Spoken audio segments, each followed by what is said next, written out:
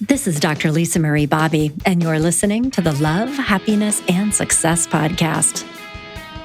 We all know that ADHD can make it difficult to stay focused and organized in school, at work, but how does ADHD impact your relationships? And what can you do about that? That's what we're talking about on today's episode.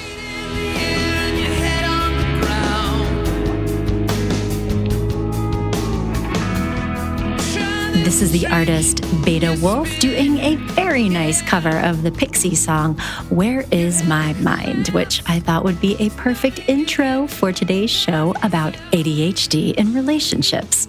You can learn more about Beta Wolf and check out their other stuff on their Bandcamp page, betawolfmusic.bandcamp.com.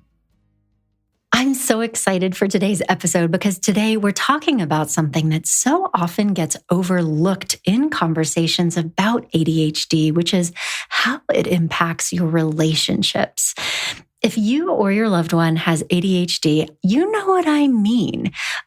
Being disorganized, distractible, impulsive, or forgetful can make it really hard for people with ADHD to be the kind of partner they want to be, especially if they're not aware of how it shows up in their lives or if they haven't developed good systems for managing it. And similarly, it is not easy for a non-ADHD partner either. If you're in a relationship with someone who has ADHD, you might feel confused by their behavior or feels like they don't care, maybe frustrated even that things aren't changing. And that can be really hard. It's also possible that people interpret common ADHD symptoms as like statements of not being cared for or respected or loved. And that can be hard as a partner. So today we're talking about how both of you can deal with ADHD if it's becoming an issue in your relationship. While there is no cure for ADHD, building understanding for yourself and your partner can create a lot more empathy, a lot more tolerance, and help you avoid unnecessary conflict and stress. And also, understanding ADHD can help you find actionable solutions that can improve the day-to-day habits that make your life run easier, communication too. So my guest for this topic is my dear colleague, Dori, who has been on this podcast numerous times in the past, primarily speaking about her expertise in sex therapy and intimacy and relationships, which is certainly a huge part of her professional background. But Dori is also an ADHD coach and has a lot of expertise in this special aspect of relationships. And she's here today to share her wisdom with you. So, Dori, I'm so pleased to be able to talk with you again about ADHD today. Thank you for joining me. Well, thank you so much for having me on again. Yes, this is a very, very important topic. And I think it's a lot more common than we might originally think. Mm-hmm. Definitely. I know as a couples counselor, so you and I are both couples counselors, and I don't know if you've had this experience, but over the years, I have learned the hard way about the importance of doing a screening for this kind of thing, especially if couples are coming in with certain kinds of complaints. I mean, everything from communication to housework to habits, love languages. It can really create a lot of conflict in relationships. And so it's important to have on our radar as couples counselors because it matters. It definitely creates or can create a lot of difficulties. And sometimes we don't really feel, or we don't really understand why are we stuck or why is stuck. Like it feels like they just miss each other's way of thinking. And if we were able to screen for that a little bit more frequently, it definitely helps a lot, because the more we understand each other and how each other's brain and thoughts and feelings work, life just becomes a lot more easier. It really does. And just personal share, I'm going to go ahead and out myself right at the very beginning of this conversation. So no surprises. I personally have ADHD, as you know, Dori, and I come from a long line of people with ADHD. My mother had ADHD, never was diagnosed though. And she was an hour late to my wedding because she couldn't find her shoes. Like the struggle is real. That happened. And whatever, it's fine. But like that's where it come from. And also I didn't know personally like what was wrong with me until I was halfway through a doctoral program in psychology. Like, why is this happening? For years, I really chalked it up to just like not trying hard enough or, all these different things. And for the longest time, Dori, it actually created a lot of problems in my relationship because my husband was like, what are you doing? Or he, like I wasn't listening to him or wasn't following through with certain things that were important to him. And it really created a lot of stress in our relationship. And then finally, when I was diagnosed and it was, more of like a known thing, I think I was able to do things more mindfully, but also like just his understanding, like why, I think took like a lot of the energy out of it for him. Not that he wasn't still annoyed with me for doing all kinds of weird things, which, I'm working on it, but like it changed the story. I think prior to that, he felt, like if I cared more, I would be doing things differently. So that's my own share, but I will also share.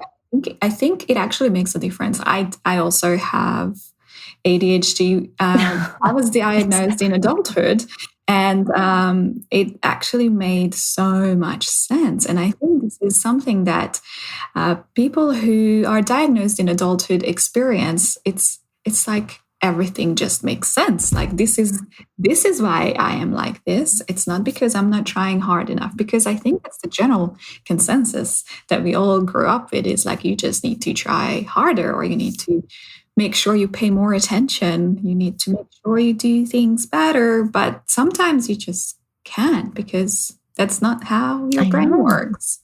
I know. And absolutely can create a lot of issues in all areas of life. And I myself come from a long line of ADHDers as well. And this is why we like each other so much. With your mom too, having ADHD? My mom, absolutely. Mm-hmm. Also undiagnosed, but I think she feels like she's diagnosed through me now. So, she benefits from some of the coaching strategies that I can share with her. So it's actually making a really positive change in her life as well. And I think understanding each other, I think it makes a difference in that relationship as well.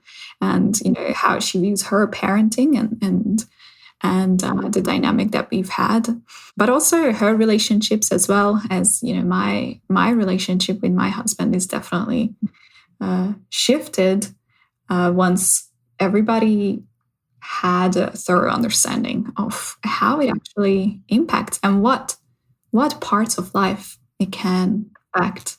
I think a common feeling that partners of ADHD folk might feel is that there's a lack of care or consideration, and they might take things personally, like we don't care about this particular thing or that particular thing. And I think once they understand how everything works, they also are able to take things a little bit less personally and not feel hurt by some of the things that we just experience because of our tricky brains.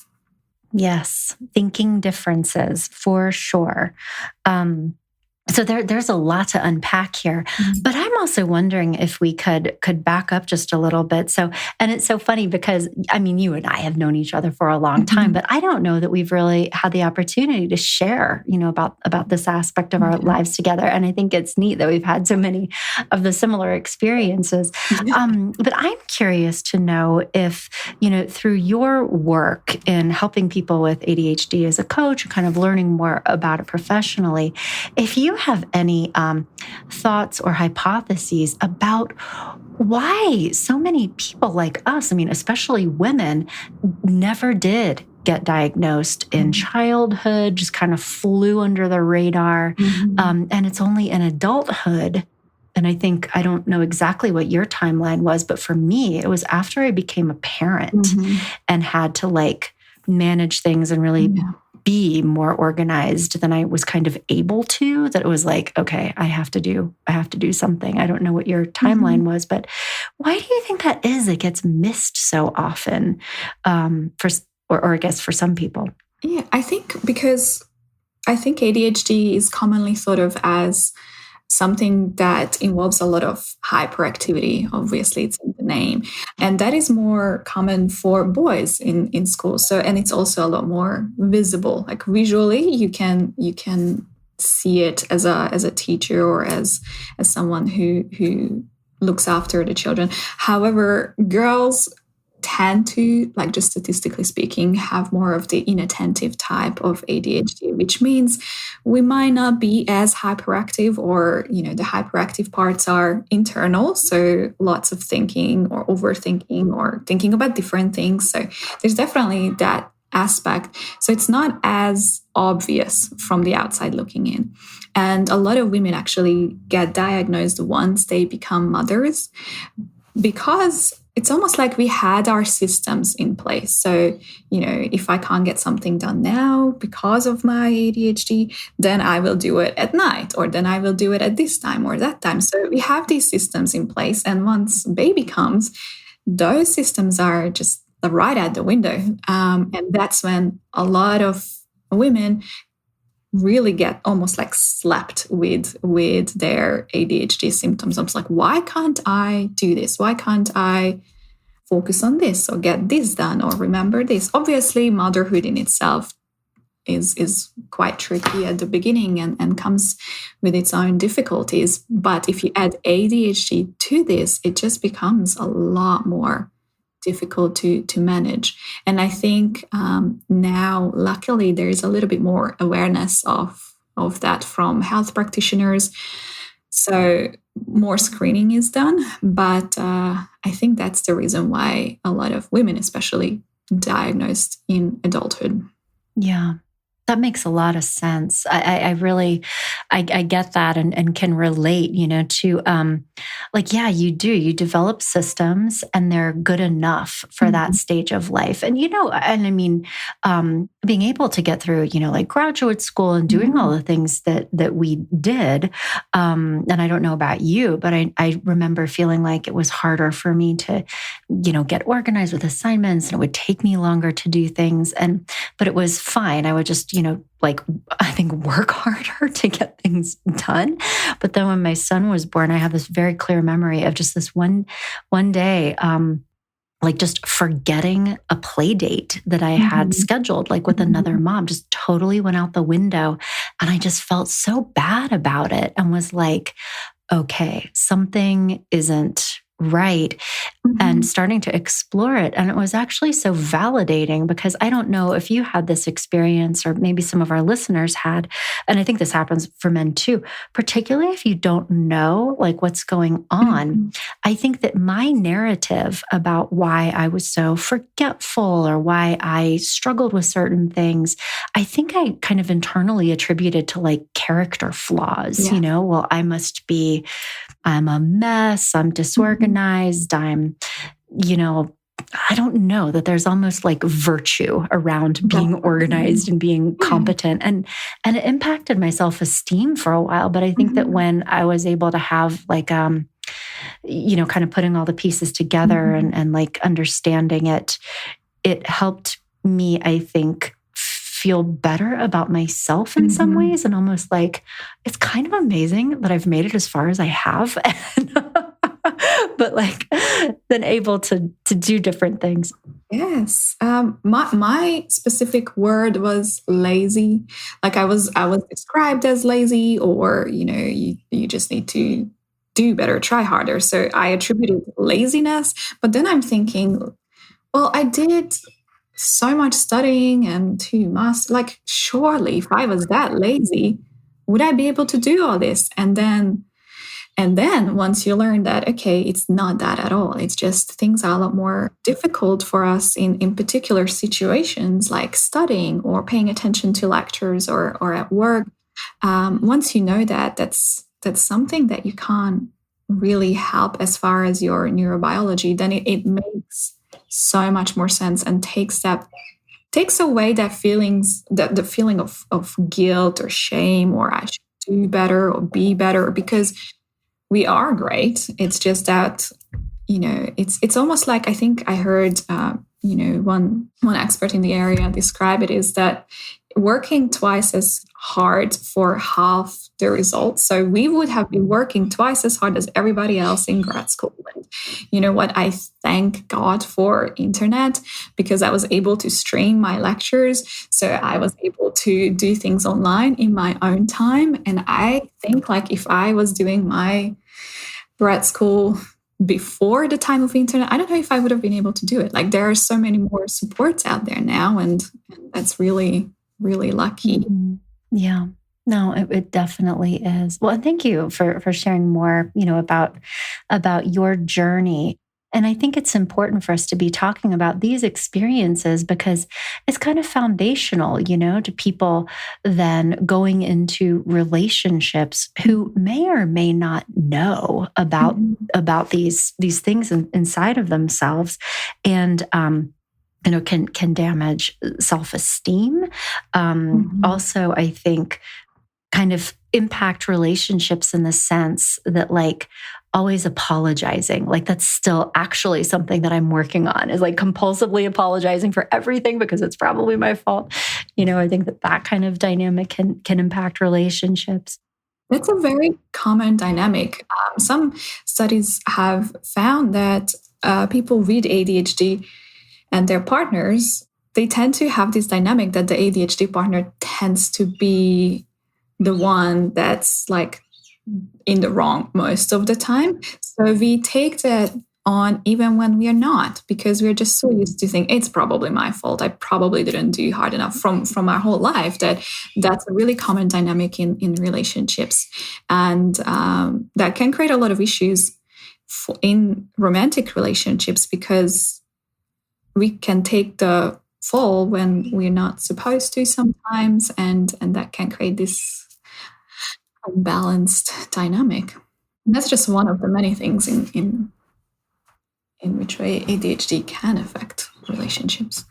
But you know what? I'm just sitting here thinking too, and I hope it's okay to say this, because you and I have known each other for years, and just that you've also had these experiences that you are consistently, in all of our interactions that I've ever had with you, Dori, incredibly conscientious and thoughtful and like proactive, and you do such good work.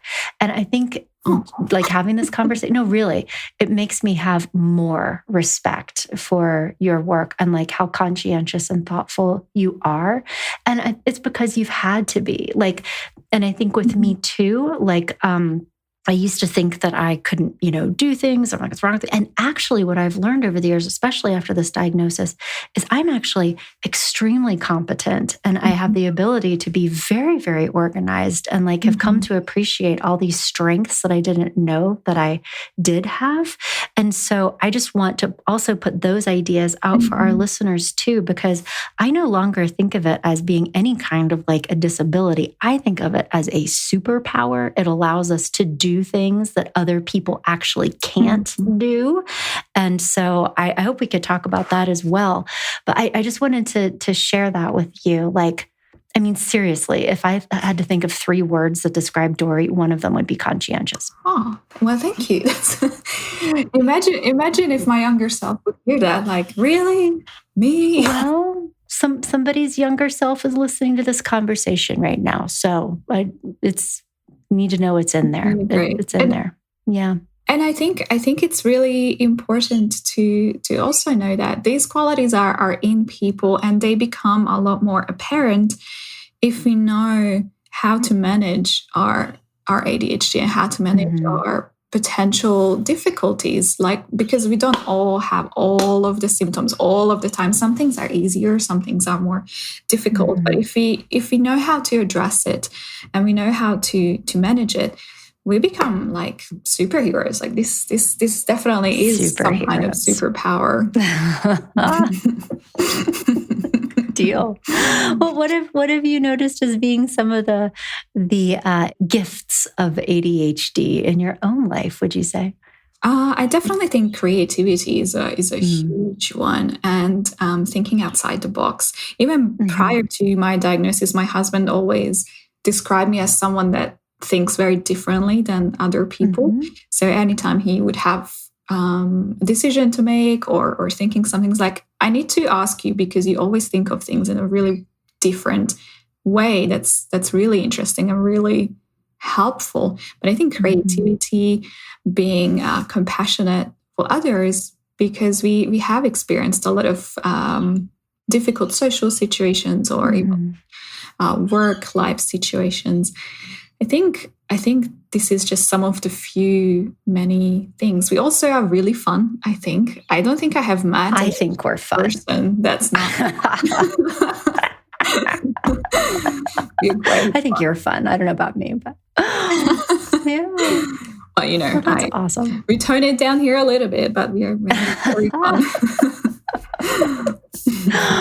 That's awesome. Thank you for sharing that. What do you think? You know, I think for me, I'm a very flexible thinker. Yeah. Like I can go in so many different directions. I don't get attached to specific outcomes. Like I can think about a lot of different possibilities, like mental flexibility, creative problem solving. Yes, I think like it's easy for me to try things and just see what happens.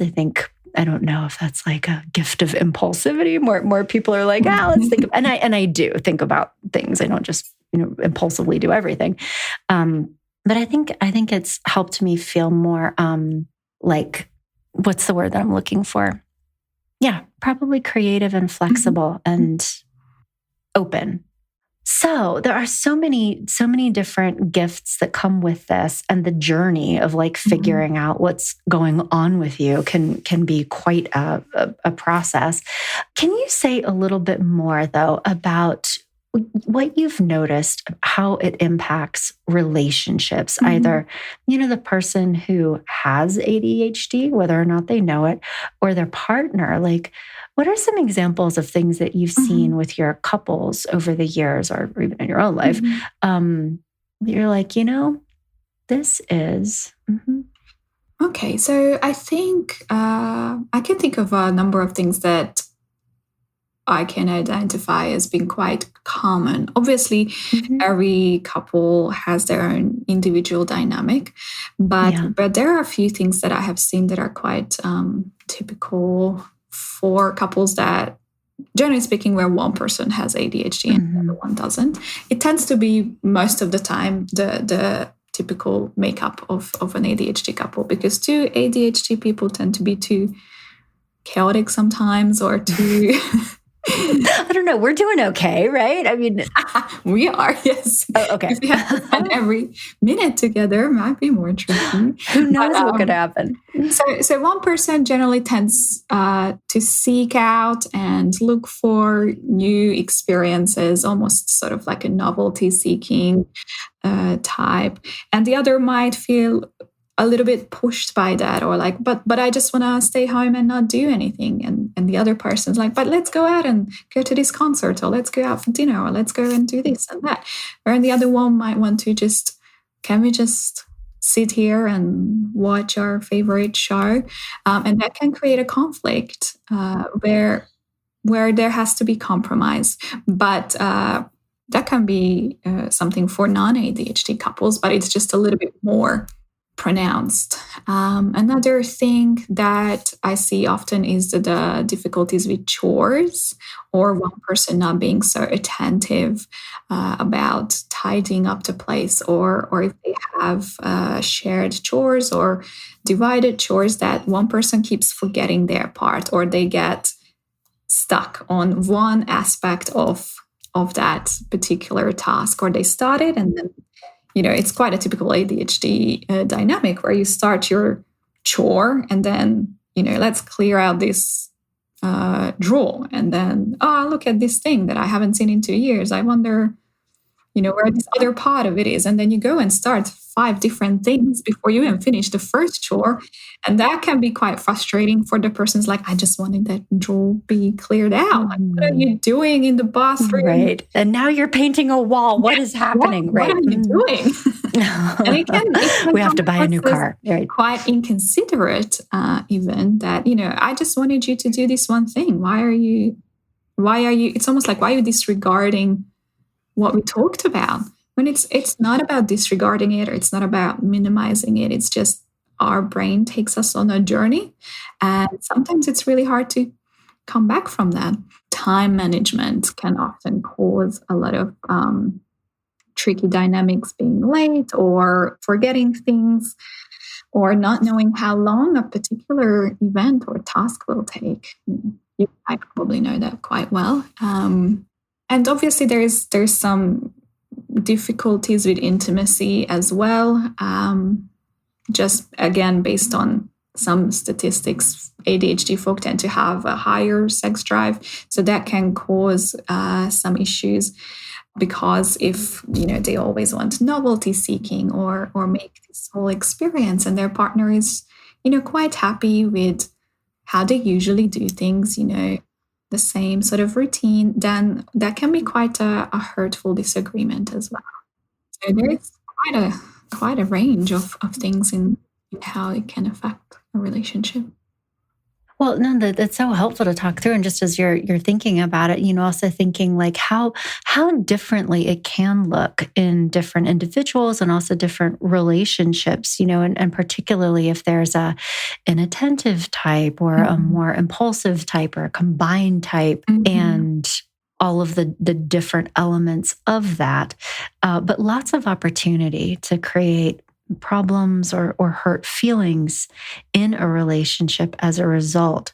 I know for me, something that we had to work at really hard are things like communication too, like because of having the more inattentive type. I don't know if this is your experience, but we'll often have just very real and intense, like internal experiences. Like I'm thinking about things that make it really difficult sometimes for me to pay attention to like conversations or things. And so it's really easy for me to miss things that people say, like my husband in particular. And so we've had to develop systems over the years where like I am looking in his eyes, I am paying attention. And like, he's like, are you listening? I'm like, yes. And he's like, are you sure? I'm like, yes.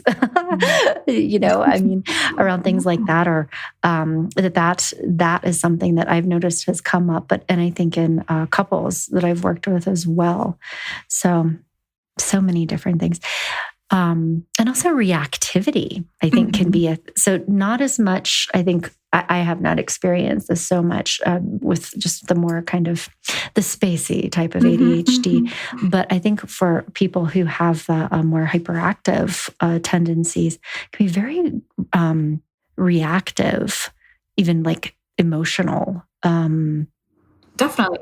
Yes. Reactivity, and in a way, internalizing everything that our partner says, or if they describe or communicate a need or something that they would like to change, by default, a lot of the times we internalize that as like, that's absolutely my fault, and therefore they become a little bit more reactive. Like, yes, but this is like, and start making almost not excuses, but like reasons. But perhaps if we don't even really understand what's going on for us, our reasons don't make that much sense for the other partner, and this becomes this really murky conversation where nobody really knows what's going on.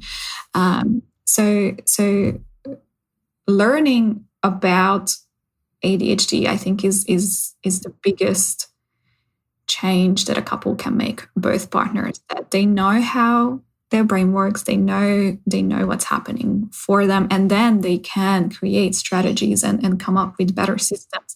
But learning how things work and how the brain works and how that works in their relationship is definitely the biggest thing that they can do.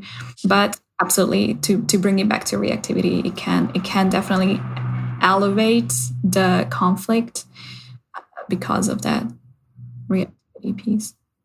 Yeah. So learning about it too. But I also I thought you said something that was really important also just a minute ago that was kind of baked into the piece about reactivity, is that it can also just having awareness of that diagnosis, unless you do a lot of work around it, can also, I think, turn into almost weaponizing the label in both directions. Yeah. I think it can be easy for somebody to use it as an excuse and like a reason to not do things or try harder. Well, I have ADHD, so everything must therefore be excused, and we're not advocating that. But also, too, I think for the non-ADHD person to sort of attribute everything and kind of dismiss things. Oh, you're just saying that because of your ADHD. It's almost like that old thing. Oh, well, whatever you're thinking or feeling right now, we're not going to validate because you're hormonal or something, right? And it can almost be this barrier to creating understanding and intimacy when it's like weaponized in one way or the other, either going out or as a defense mechanism. And so we really need to move past that in terms of our understanding.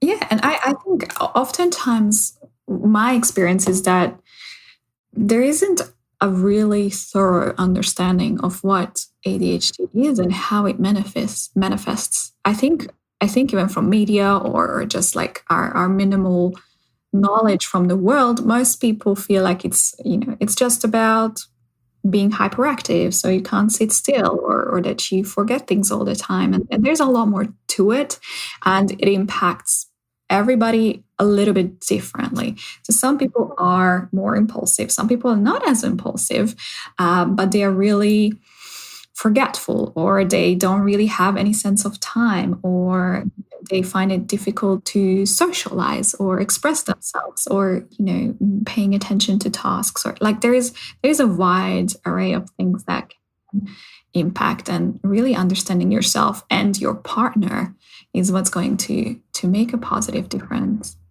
Do you have any resources or reputable sources of information that you would be willing to share with listeners? So like books you've read, or do you think it's really a matter of sitting down with a counselor or an ADHD coach such as yourself to kind of figure that out on an individual level?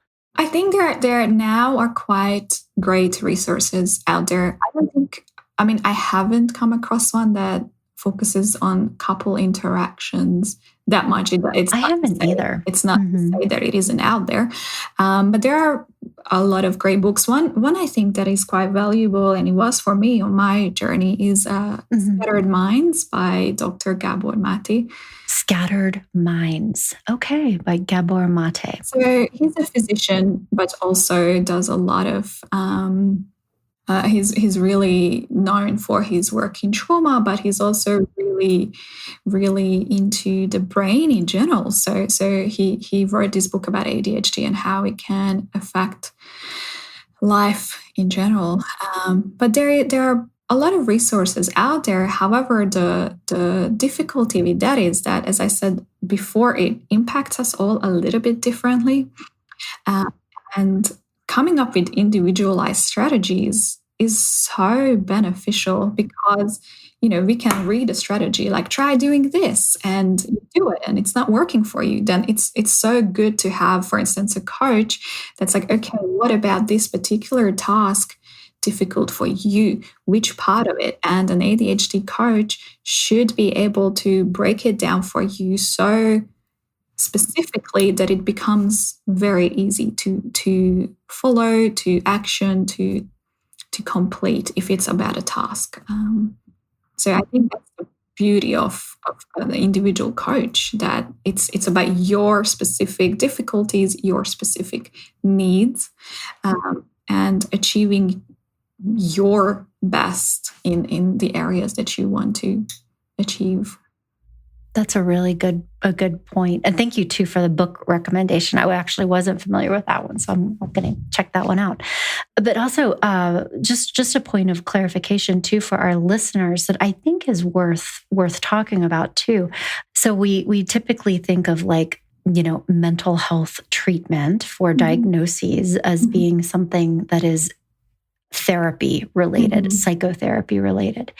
And what I think is important to understand is that ADHD is actually one of the things that coaching is often much more helpful and appropriate for in managing, not resolving. It is not a treatment because we're not going to make it go away, but in learning how to manage it well. And in my experience, it's much better than therapy because with therapy, the tendency is to be talking about old influences. And now certainly I think for somebody who has had their self-esteem really mangled, from a lifetime of feeling ineffective and like they're not doing a good job, that certainly happens. ADHD can sometimes be associated with substance use disorders, and that can require, therapy to treat.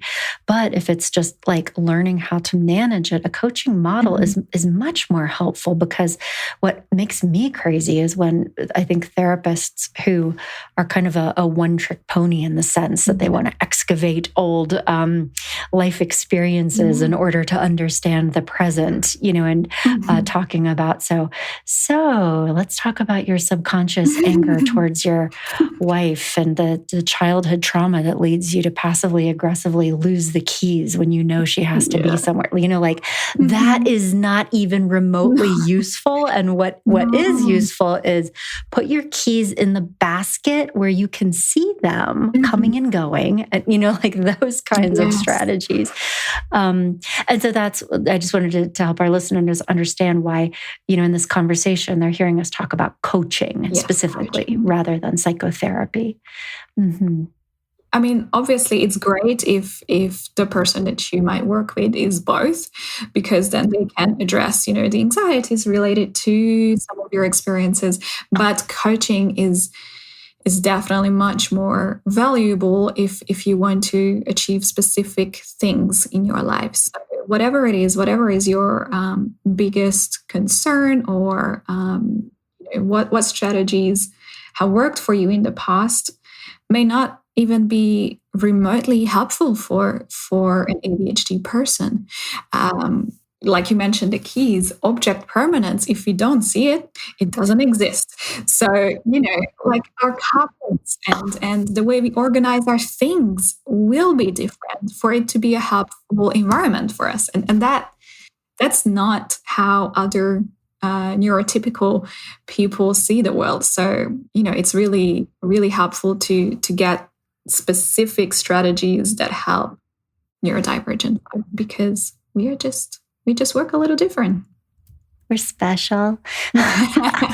So, and I know we don't have a ton of time left. And, one of my takeaways is that the path for managing this as a couple and a family looks very diverse depending on the specific needs.